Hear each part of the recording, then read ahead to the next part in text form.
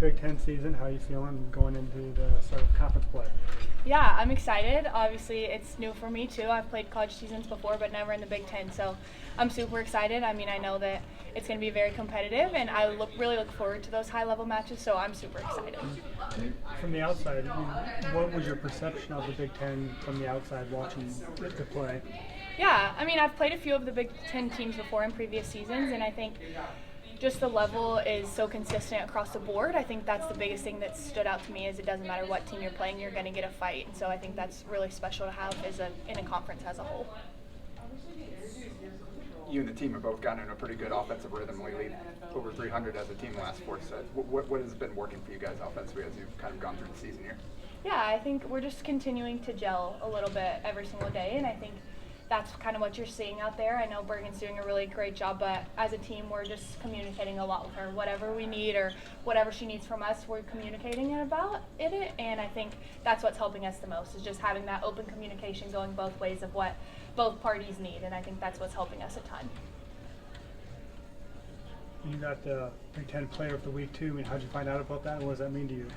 We actually had an off day that day, so I found out from Instagram just because we weren't here, we weren't around, but I don't know, it was really, really special, and I think, like I said, me and Bergen have been working a lot on our connection, and so to see it kind of starting to pay off was really, really cool. But, I mean, got a whole Big Ten and postseason ahead of us, so we're just looking forward to that, but it's a big honor for sure. How big was Stanford as a measuring stick and just to keep things moving? Yeah, I think it was a very big confidence booster for us, just kind of going into Big Ten of like, oh shoot, we are a really good team. You know, I think it was a great win for us to have under our belt, and it was a super fun match. They played great, so I thought it was really cool for us to go into their home arena and to win in 4. It was a tough battle there at the end, but I thought it was really good for us because, like I said, we're learning things about ourselves every single match, and so we learned things from that match, and we're able to work on it the next week in practice. So super cool for us, and we were really excited about that win. Any specific takeaways from that win that surprised you? I would just say we're continuing to figure out how gritty of a team we are, and I think that was one of the first big tests that we had of kind of like, okay, how are we going to respond when we lose that third set match to a really good team? And so I think that would be the biggest thing for sure. We talked after the Long Beach match when you changed your approach angle, and you mentioned communication.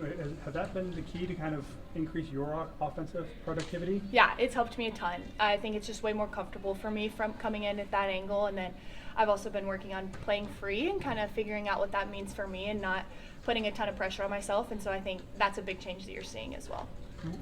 Where was that pressure coming from? Was that just I'm a very perfectionist kind of person, so I tend to put a lot of pressure on myself that's not needed, and so I was open with Coach about it, and I was like, look, this is what I'm dealing with right now, and he's been helping me through it. Been meeting with Brett, our sports psychologist, but it's definitely internal, which is something that I'm working on, but yeah. What do you know about Ohio State? I know Emily Londot's a great player. I've never played them. Today in practice we worked a lot on Emily Londot and Riley Rader, so I'm assuming that those are their two key players, but you know, they're a great team, and they've done a lot of really good things the last few years, so we're going in there like it's a national championship match the same way we're approaching every single match. What's the key when you face a team that is so heavily reliant on one player, almost 5 kills a game for Londot? Yeah, I mean, I think you have to respect every single player because ultimately they're playing at a Big Ten school, so one kid that could go off that night, and you never know who that kid's going to be that night, so you have to give a lot of respect to everyone on the court, but I think for us it'll just be a lot of how we prepare for that match and how we prepare for her specifically. It's kind of I would say the difference between it.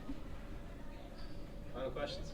How proud are you when to see some of your teammates come in, with like Maisie come in, Yeah. or Allie step in, or even Kennedy with her changing role too? How proud are you to see them kind of step in and fill the roles as needed on this team?